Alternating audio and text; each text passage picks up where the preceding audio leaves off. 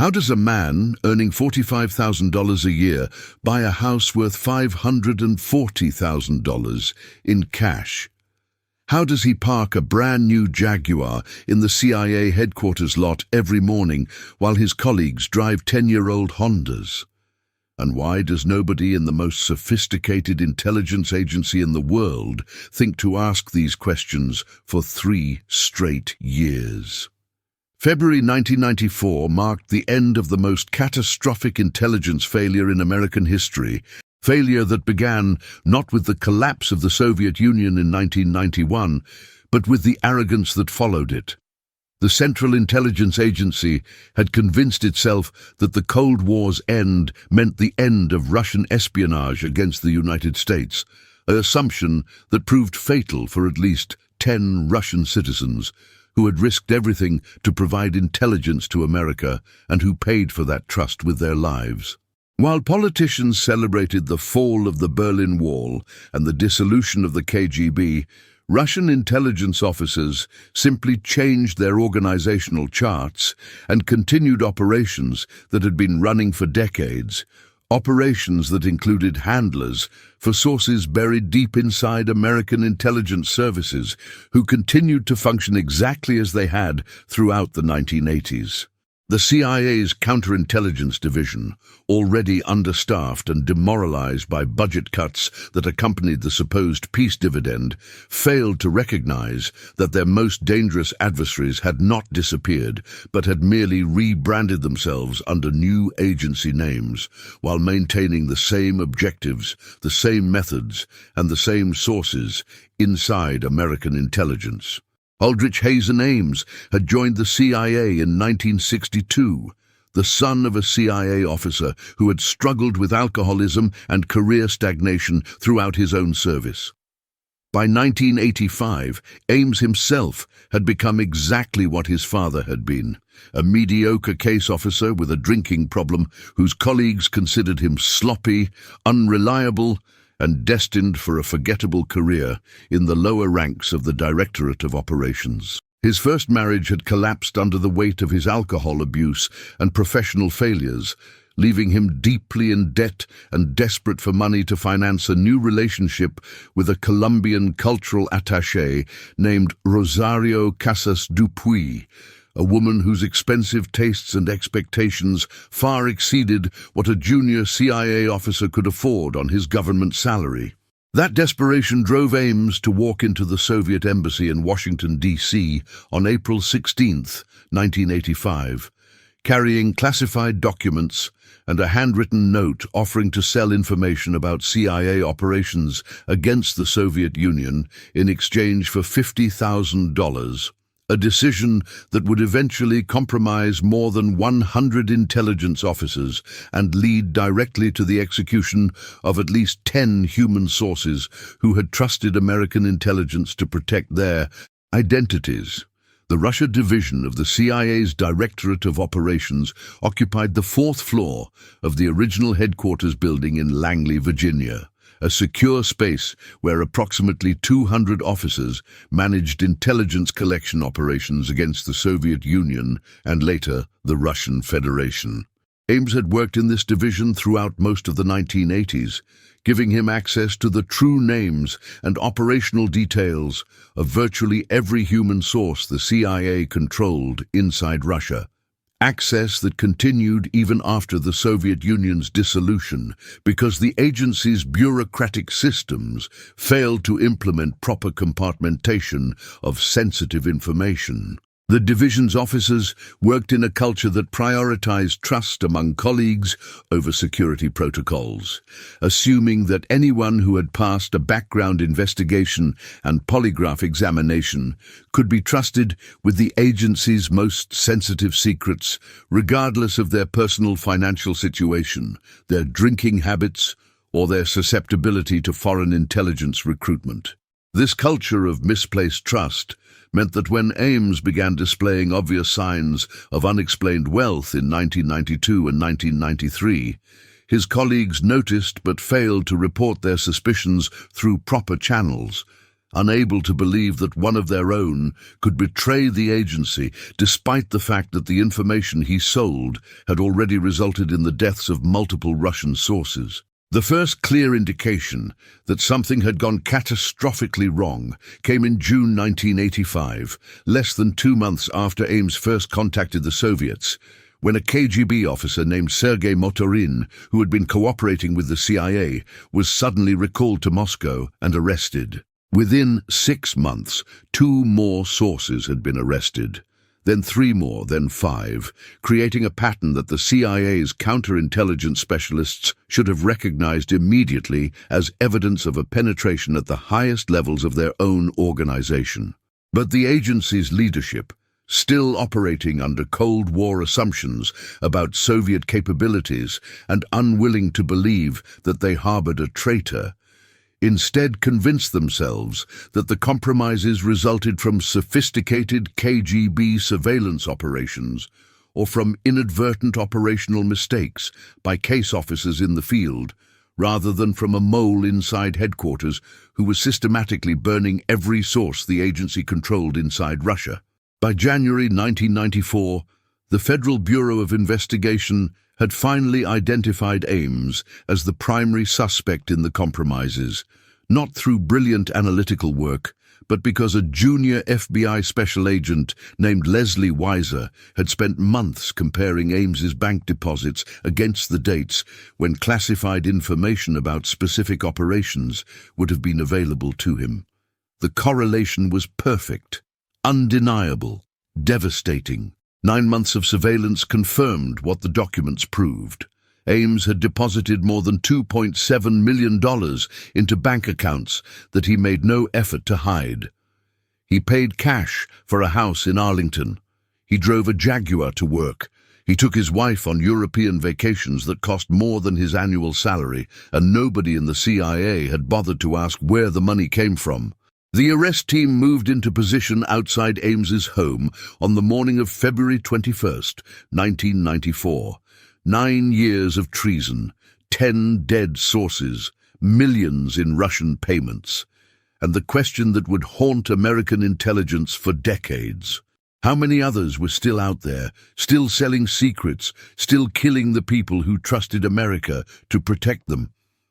The arrest happened at 10:15 in the morning, approximately 200 yards from CIA headquarters, a location chosen specifically to humiliate Ames in front of the colleagues he had betrayed for 9 years. FBI special agents blocked his Jaguar at the intersection of Route 123 and Georgetown Pike, forcing him to stop in full view of dozens of CIA employees driving to work, employees who would spend the rest of the day trying to comprehend how the man they had worked beside for decades had systematically murdered their sources while they discussed baseball scores and weekend plans in the hallways. Ames offered no resistance, showed no surprise, and asked no questions when agents pulled him from his car and placed him in handcuffs, behavior that suggested he had known for some time that his arrest was inevitable and had simply been waiting for it to happen. His wife, Rosario, was arrested simultaneously at their Arlington home,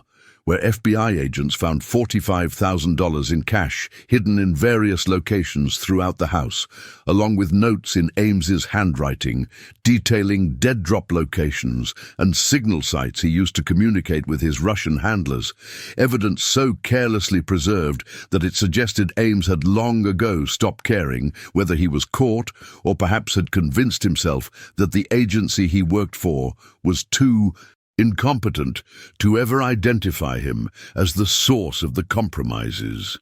The initial interrogation took place in a windowless room at the FBI's Washington field office, where Ames sat across from special agents who had spent the previous 9 months documenting every deposit he had made, every luxury purchase, every overseas trip, building a financial case so overwhelming that denial was impossible. What shocked the interrogators was not that Ames confessed, which he did within hours of his arrest, but the complete absence of ideology in his explanation for why he had committed treason.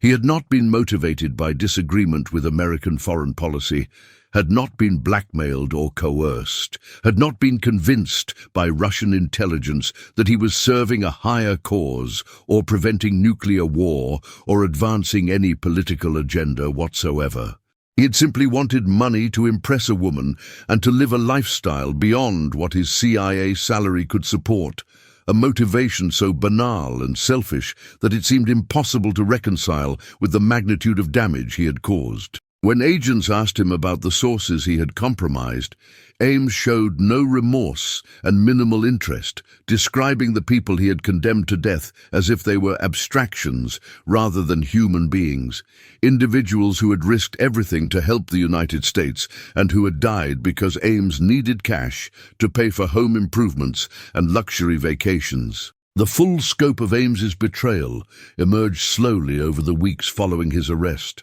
as CIA officers compared his access to classified information against the timeline of compromised operations and arrested sources. Between April 1985 and February 1994, Ames had provided Russian intelligence with the identities of more than 100 CIA and Allied intelligence officers, with operational details about dozens of technical collection programs, with information about CIA recruitment methods and targeting priorities, and with virtually every significant piece of intelligence the United States possessed about Russian military capabilities and political intentions during the final years of the Cold War and the chaotic period that followed the Soviet Union's collapse. The Russians had paid him approximately $4.6 million for this information, money that Ames had deposited into bank accounts bearing his own name, despite the fact that such deposits should have triggered immediate investigation by the CIA's security office. The agency's failure to detect these deposits represented a systemic breakdown in security protocols that went beyond simple incompetence and suggested a culture where officers were trusted absolutely regardless of suspicious behavior,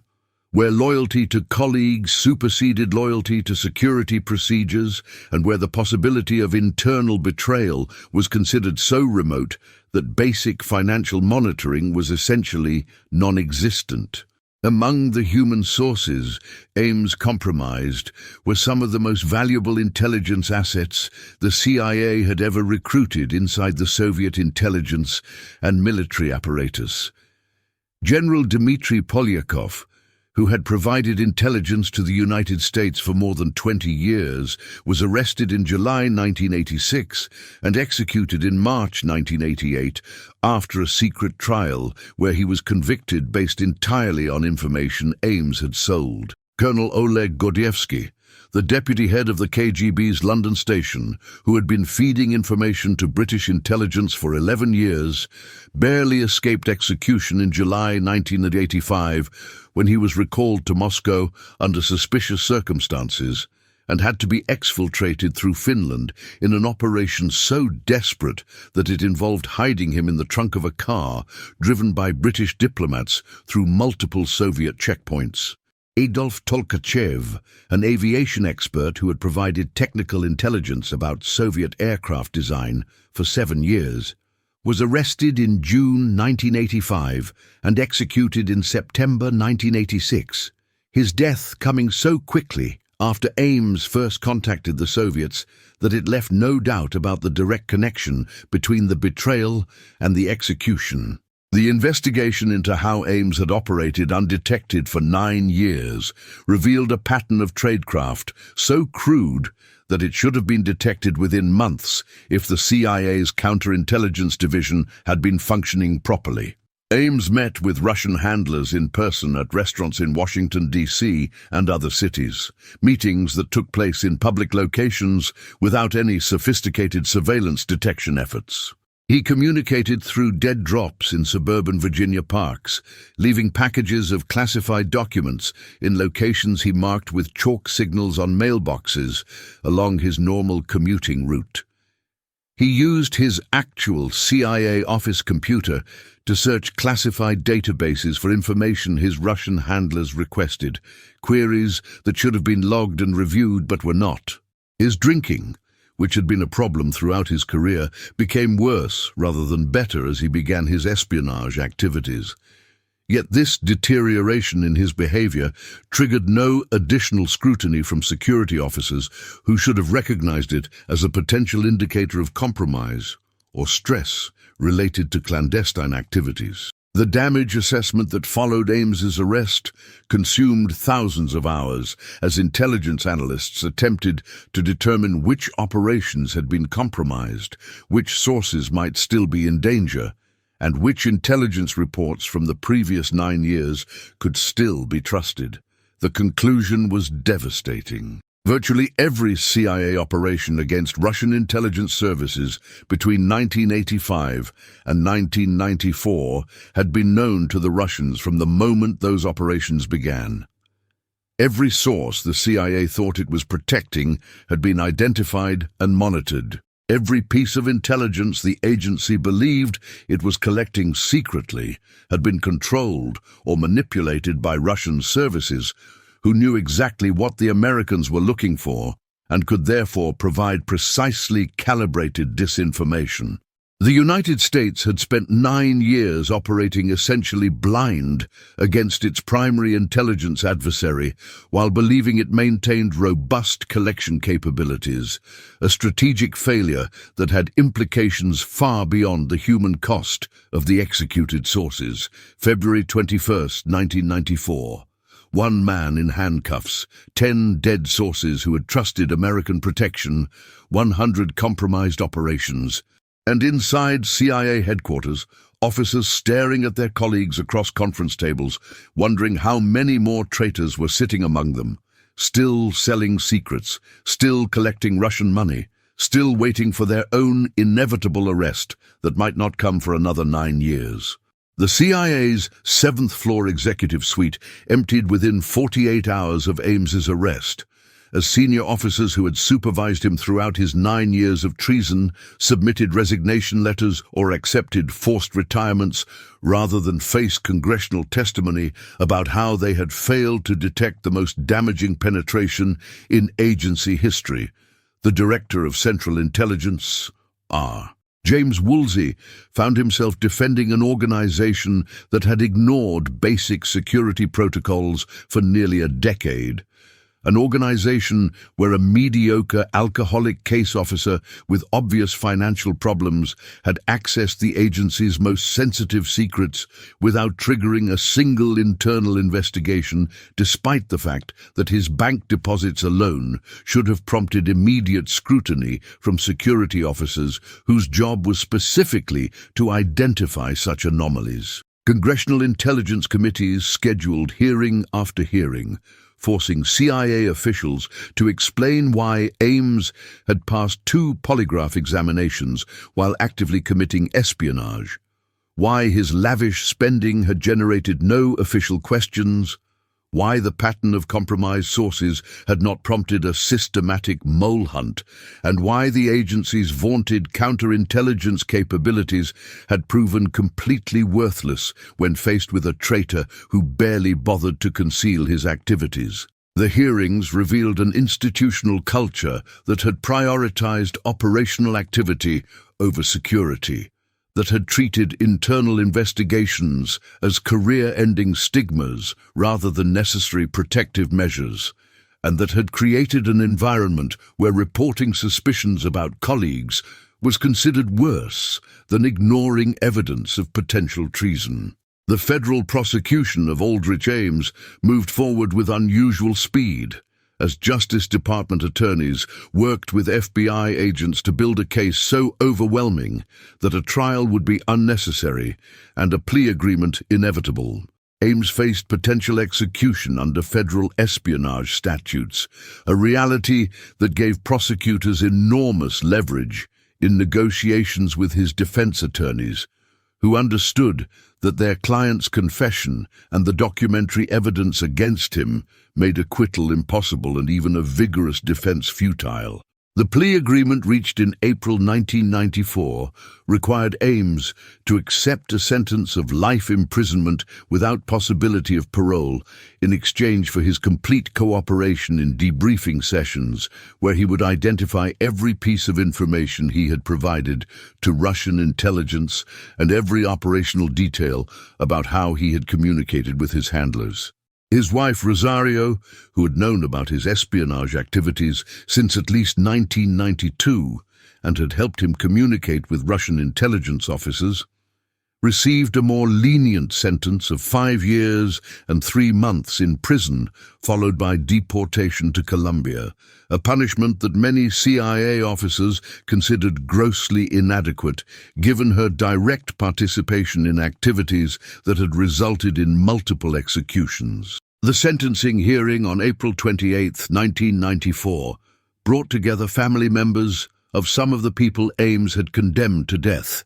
individuals who addressed the court with testimonies about loved ones who had disappeared into Soviet prisons and never returned, about the years of uncertainty and fear they had endured, not knowing whether their husbands or fathers or brothers were alive or dead, and about the complete absence of remorse they saw in Ames even after his arrest and conviction. Among those who testified was the widow of Adolf Tolkachev, the Soviet aviation engineer whose technical intelligence about aircraft design had been among the most valuable information the CIA had received during the 1980s. She described how her husband had been arrested in June 1985, just weeks after Ames first contacted the Soviets with his offer to sell information, how he had been held in Lefortovo prison for 15 months while KGB interrogators extracted every detail about his cooperation with American intelligence, and how he had been executed by firing squad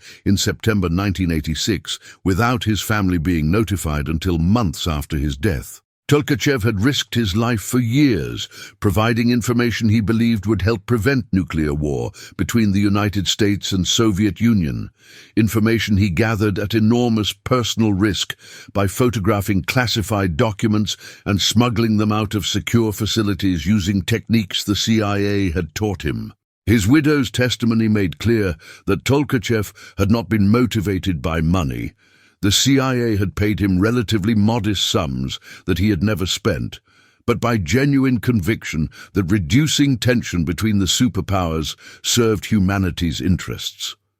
Ames had sold him out for cash to buy a house. The institutional reforms that followed the Ames catastrophe transformed how the CIA conducted security investigations and monitored its own employees, changes that came far too late for the sources Ames had compromised,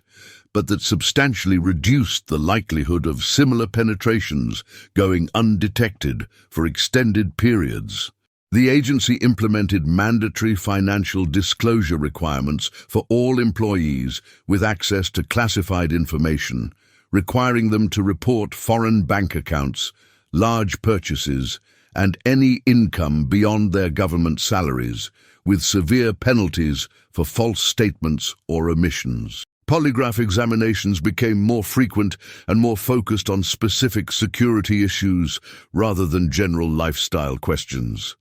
Though the fact that Ames had passed 2 polygraphs while actively spying raised serious questions about the examination's reliability as a security tool. Access to sensitive compartmented information became more restricted through improved computer systems that logged which officers searched which databases and triggered automatic reviews when unusual query patterns emerged.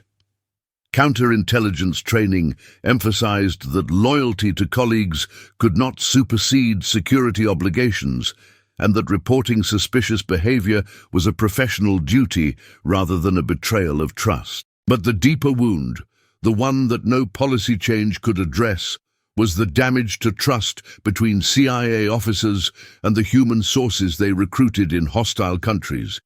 Every intelligence asset who risked their life passing secrets to American handlers now knew that their true name might be sitting in a file that a CIA officer could sell to their government for the price of a luxury car. Every CIA case officer who promised protection to a recruited source now carried the knowledge that such promises meant nothing if someone inside headquarters decided they needed money for a house payment or a vacation.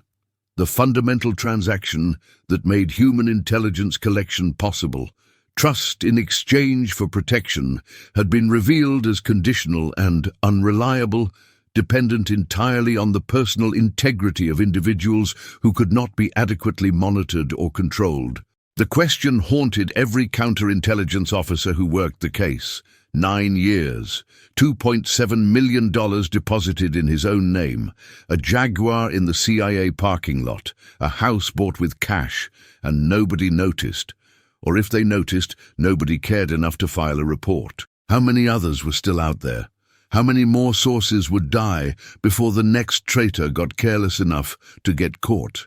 The paranoia that followed Ames's arrest proved entirely justified when FBI agents arrested Robert Hanssen in February 2001, 7 years after the Ames case had supposedly ended the era of Russian penetrations inside American intelligence services. Hanssen had been selling secrets to Russian intelligence since 1979, 15 years before Ames was caught, operating from inside the FBI's own counterintelligence division, where his job was specifically to identify and neutralize foreign spies targeting the United States. The discovery that a second major penetration had been operating simultaneously with Ames, that this penetration had continued for 6 years after Ames's arrest, and that Hanssen had worked in the very division responsible for catching spies like himself, created a crisis of confidence that dwarfed even the institutional trauma caused by the Ames case.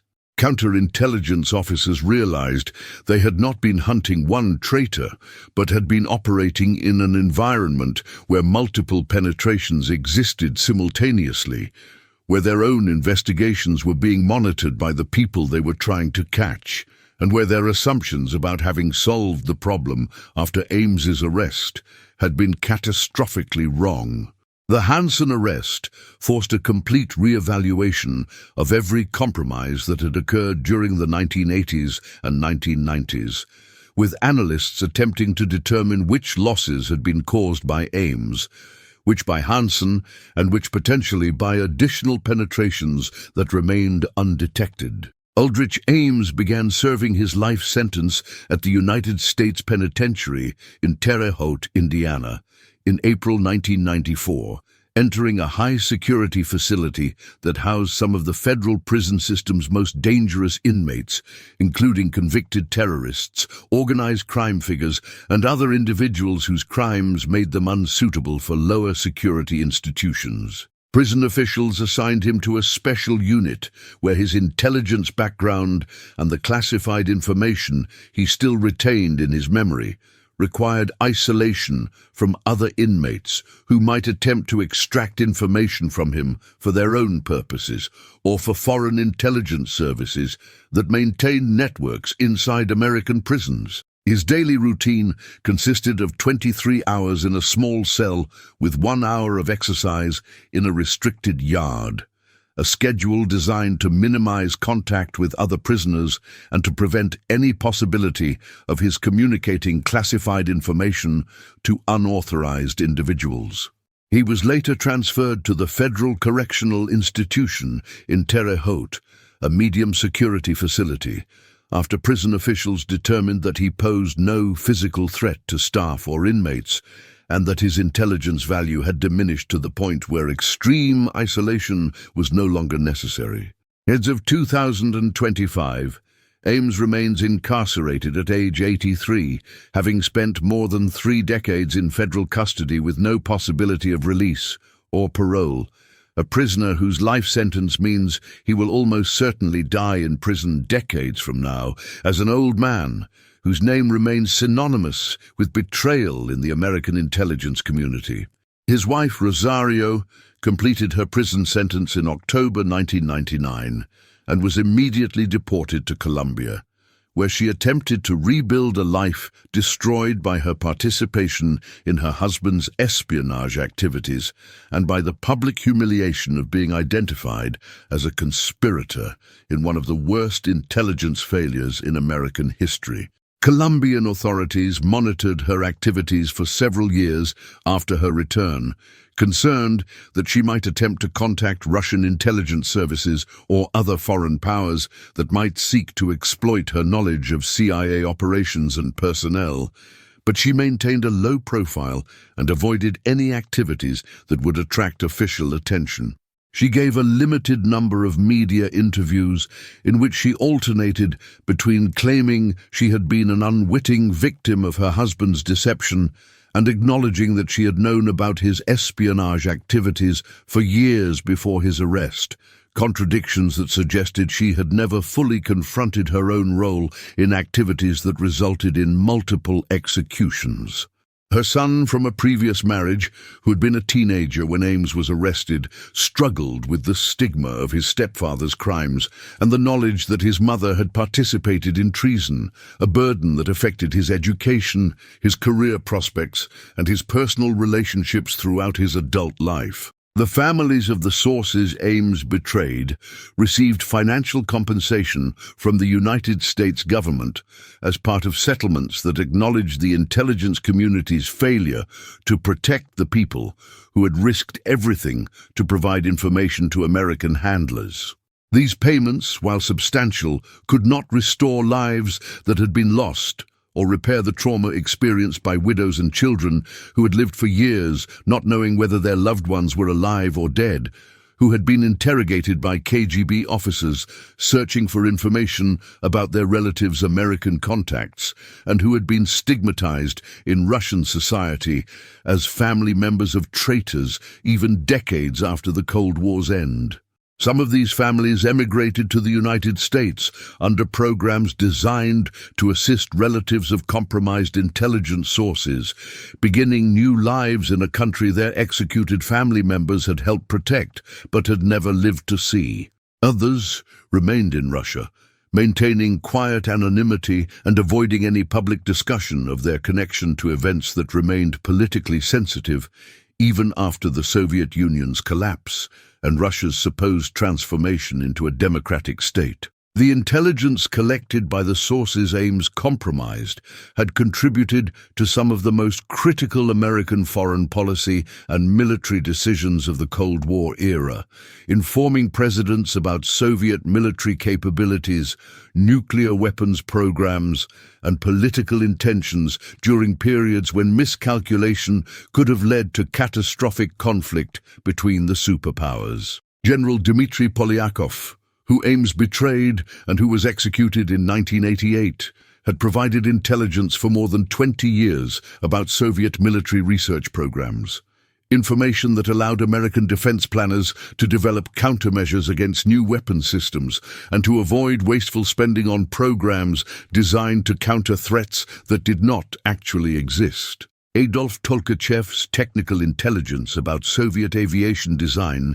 had given American engineers detailed knowledge of advanced fighter aircraft capabilities, information that directly influenced the development of American aircraft and combat tactics that proved decisive in later conflicts. These sources had not been motivated primarily by financial gain. The CIA had paid them relatively modest sums, but by conviction that reducing tension between nuclear-armed superpowers served humanity's fundamental interests in avoiding another world war. Ames had sold them out for the price of a house and a car. The long-term impact of the Ames case extended far beyond the immediate damage to specific operations and the tragic loss of human sources who paid with their lives for trusting American protection. The case fundamentally altered how intelligence agencies approached the problem of insider threats, forcing recognition that the greatest danger to classified information often came not from sophisticated foreign intelligence operations, but from trusted employees whose personal problems, financial pressures, or simple greed made them vulnerable to recruitment or willing to volunteer their services without any external pressure. Security protocols implemented after the Ames arrest created layers of financial monitoring, behavioral analysis, and technical surveillance designed to identify potential problems before they resulted in actual compromises, though these measures inevitably created tension between security requirements and operational flexibility. Intelligence officers, who once enjoyed substantial autonomy in how they conducted their personal lives, now faced intrusive questioning about unexplained income, foreign contacts, and lifestyle choices that might indicate vulnerability to coercion or financial desperation. The question posed by the Ames case remained unanswered even decades after his arrest and conviction. How do intelligence services built on secrecy and compartmentation protect themselves from employees who decide to betray that trust? How do organizations that depend on recruiting sources by promising protection maintain credibility when that protection proves unreliable? How do agencies that operate in the shadows hold themselves accountable for failures that cannot be publicly discussed without revealing sources and methods that must remain classified? Aldrich Ames sits in a prison cell in Indiana. 10 people he condemned to death remain dead. Families remain traumatized. Trust remains broken. And somewhere, perhaps, another officer with financial problems and access to classified information is making the same calculation Ames made in 1985, wondering if the money is worth the risk, wondering if anyone will notice, wondering how long they can operate before they get caught, if they get caught at all.